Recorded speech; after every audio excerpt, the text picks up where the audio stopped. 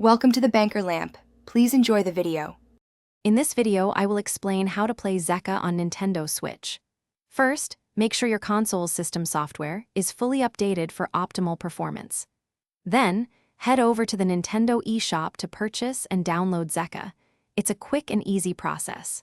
Finally, ensure your Joy-Con controllers or Pro controller are properly connected and charged, so you're ready to jump straight into the action without any delays. This foundational setup takes just a few minutes.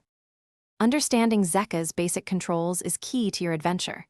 You'll use the left analog stick for smooth character movement and navigating the world. The button is your primary interaction tool, perfect for confirming selections or talking to characters. For jumping or canceling actions, the B button is your go-to. The X and Y buttons are typically assigned to special abilities or accessing important menus, giving you quick access to crucial functions during gameplay. Practice these to become proficient. To truly excel in Zeqa, mastering advanced techniques is essential. Focus on precise timing for parries and dodges. This will help you overcome even the toughest adversaries.